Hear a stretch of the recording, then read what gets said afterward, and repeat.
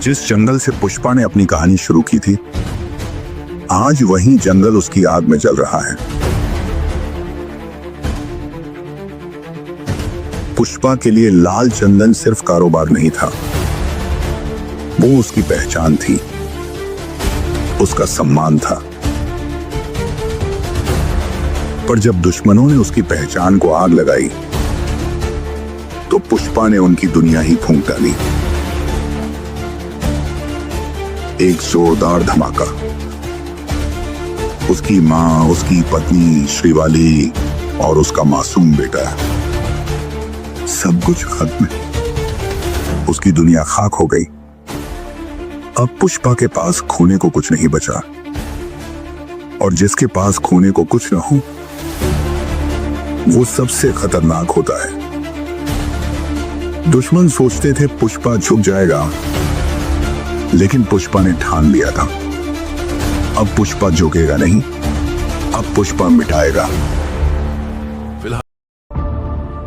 सरकार को लगा पुष्पा उस बम ब्लास्ट में मारा गया।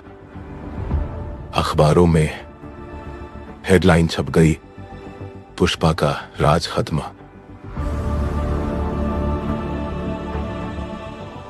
लेकिन वो भूल गए थे, जो आग राख में छुपी होती है, वही सबसे खतरनाक जलती है।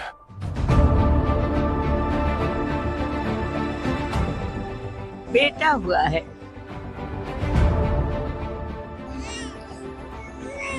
पर इसकी मां को नहीं बचा पाए।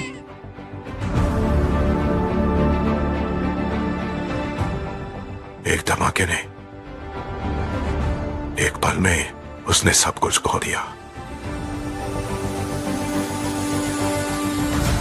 लेकिन अब वो सिर्फ चिंता नहीं, बदला लेने आया है। एक धोखेबाज ने पुष्पा के सामने उसका घर और उसका परिवार, सब कुछ छीन लिया। उस चिंगारी ने जो आग लगाई थी, उसने पुष्पा के पूरे साम्राज्य को जलाकर राख कर दिया।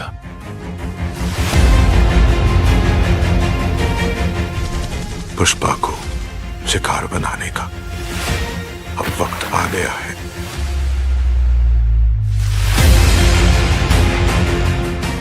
इसने मेरा घर जलाया, मेरा परिवार जलाया, उसकी दुनिया को राख बना दूंगा।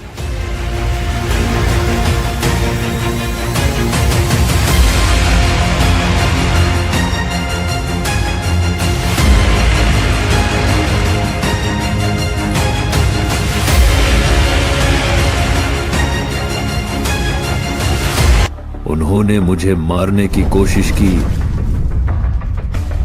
जंगल में आग भी लग जाए तो भी शेर अकेला बचता है। मैं वापस आया, और इस बार सिर्फ जिंदा रहने नहीं, राज करने के लिए। अब मेरा सिर्फ एक ही मकसद है, जिसने भी मुझसे मेरा हक छीना, उन्हें धूल चट्टानी है।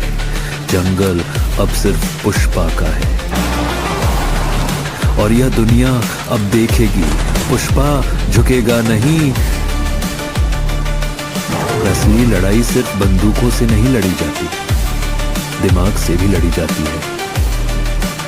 दुश्मनों ने चाल चली, अपनों को खरीदा, लेकिन भूल गए कि मैं पुष्पा हूं, मेरे रगों में आग है।